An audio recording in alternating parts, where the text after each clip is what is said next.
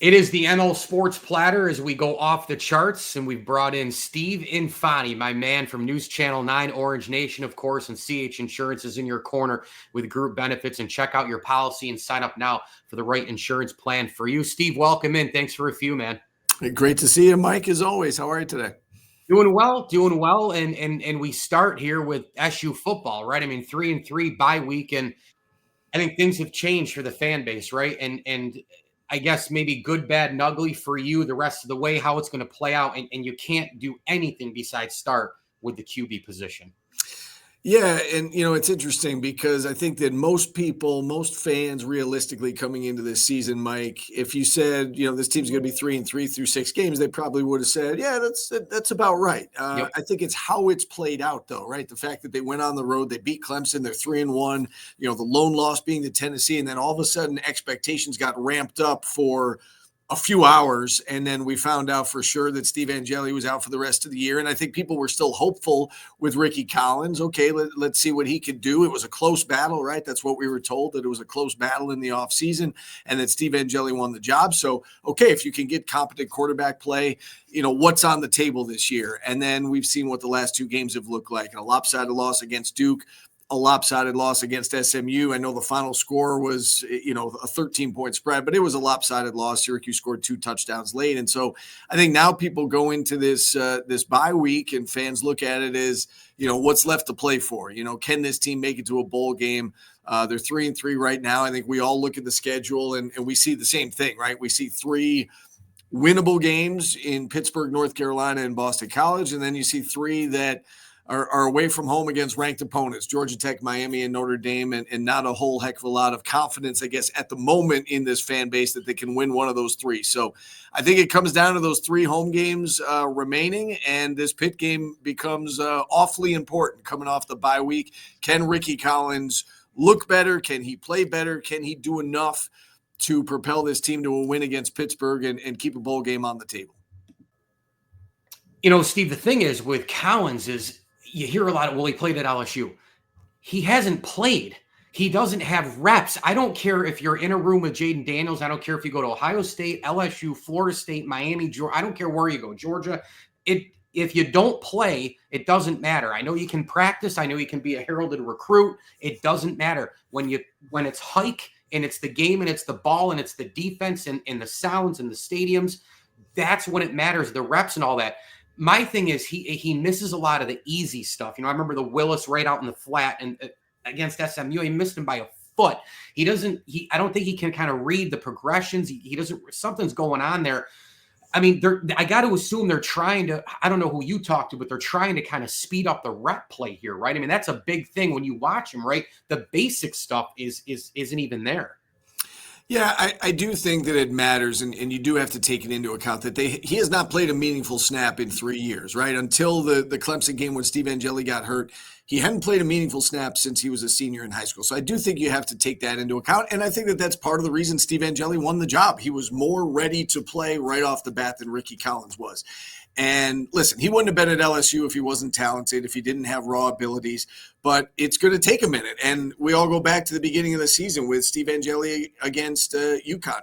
People wanted him benched at halftime. People wanted him benched in the third quarter. He figured it out in the fourth quarter. He got hot. Then there was the Colgate game, and he was awesome against Clemson, and everybody was like, all right, they found their starting quarterback, and unfortunately he got hurt. So I do think there has to be a little bit of grace with Rickie Collins in that regard, that you got to give him a little bit of time, right? It's been 9 quarters of football, the 1 quarter against Clemson and then the 2 games. Steve Angeli figured it out in 7 quarters. So will this bye week be a difference maker for Rickie Collins? I think that's the big question. To your point in terms of what's going on right now with him, we had Julian Wiggum on our Orange Nation TV show last night on News Channel 9, and Julian and I have known each other for years, former SU defensive back, and we've stayed in touch for the last 10 years or so, and he comes on our show quite a bit. He said he looks at it as he thinks the game seems a little bit too fast at the moment. And that's to be expected, right? As you said, he's almost like a freshman when it comes to being a quarterback, even though he's in his 3rd year of college. He said the game seems a little fast.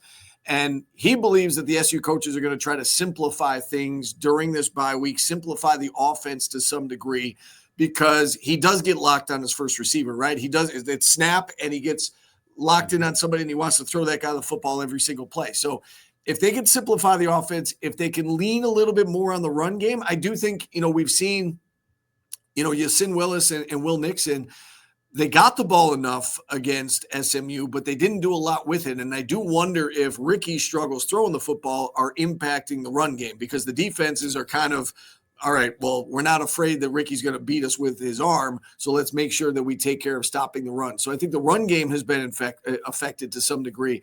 But to Julian's point, if you can lean on the run game, if you can put him in a situation where the offense is a little bit simpler, you can grow his confidence with some quick hitters, and then hope that your defense, can improve to the point where you're not playing games in the 30s, you're playing games in the 20s. That might be their best recipe for success right now, moving forward into the second half of the season.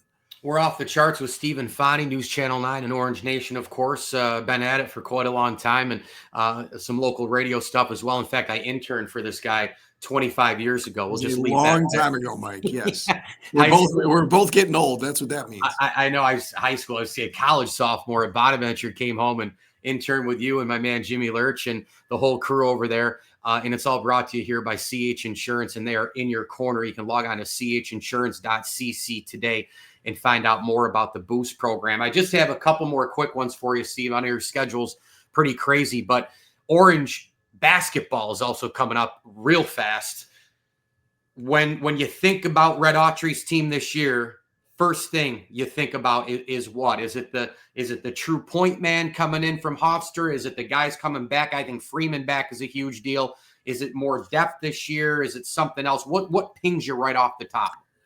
Right off the top, Mike, I think they're better. I think they went out in the offseason, and I think they dedicated more financial resources to the portal than they have in the past.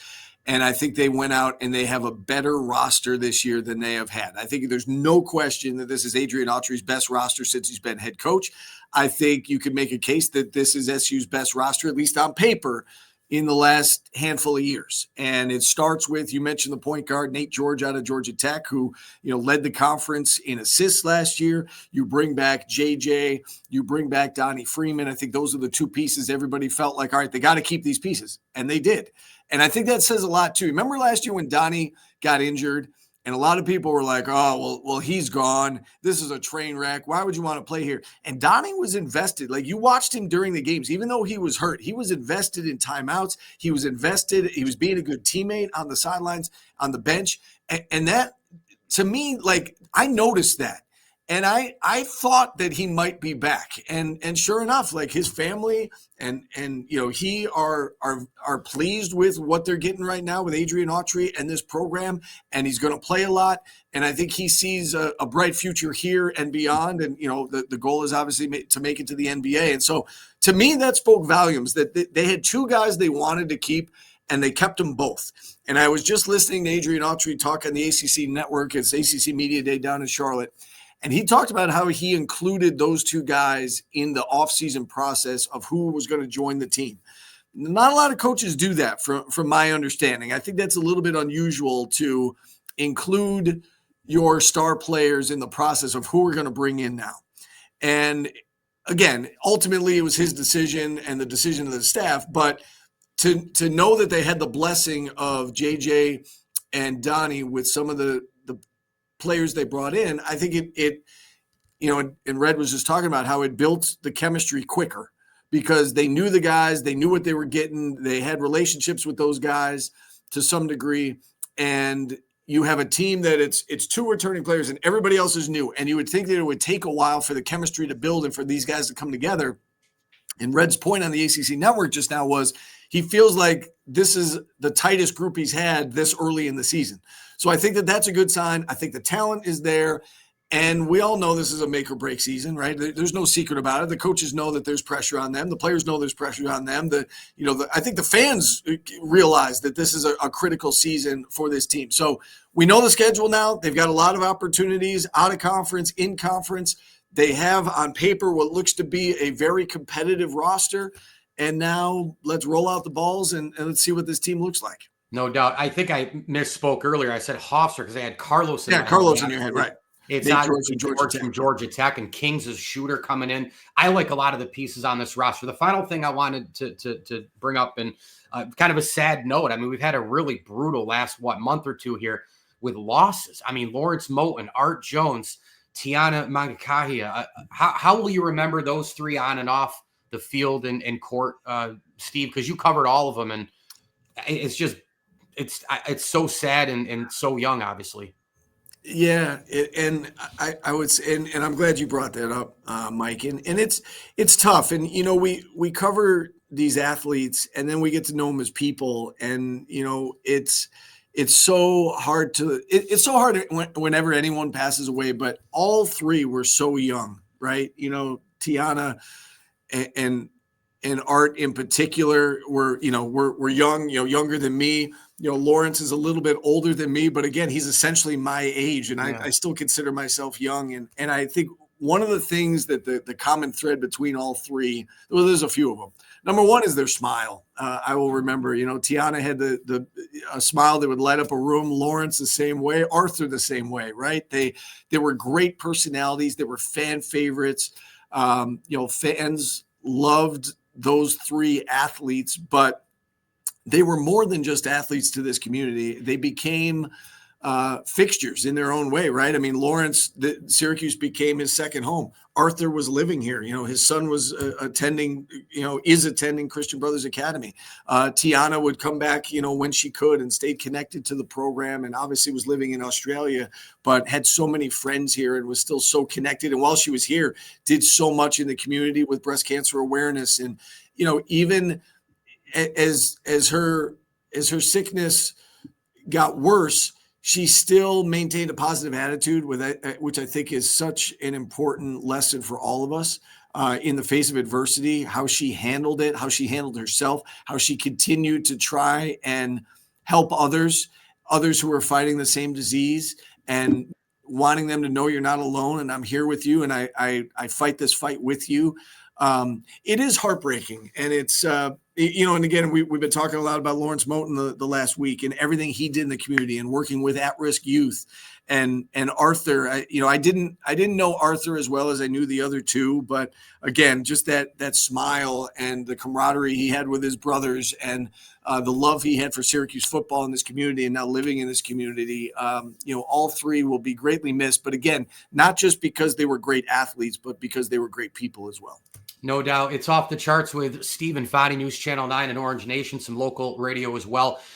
It's all brought to you by our good friends at CH Insurance. You can check out your policy and get the right insurance program for you, and check out the Boost program with Joe Corsi as well at chinsurance.cc. CH Insurance is in your corner. Steve, Joe Jr. wanted me to tell you that he says hello and was sad to miss it, but he said that he's in your corner and loves your work, and thanks for coming on. And I have to say this too before we close out. Interned for you 25 years ago. I learned so much from you. I'm still learning from you. I've always respected the grind, the way you handle yourself, the professionalism, the sustainability, and how you've improved in your career, and now you're teaching and everything that you're doing. You're one of the leaders, in my opinion, in our industry. So I always view you like that. And on top of it, consider you a pal as well. So thanks. I appreciate the kind words, Mike, and I think the world of you as well. Please tell Joe I said hello, and I'm happy to do this anytime. Anytime you need me, let me know, and we'll make it happen. So again, I really appreciate the kind words. Thank you so much, Mike.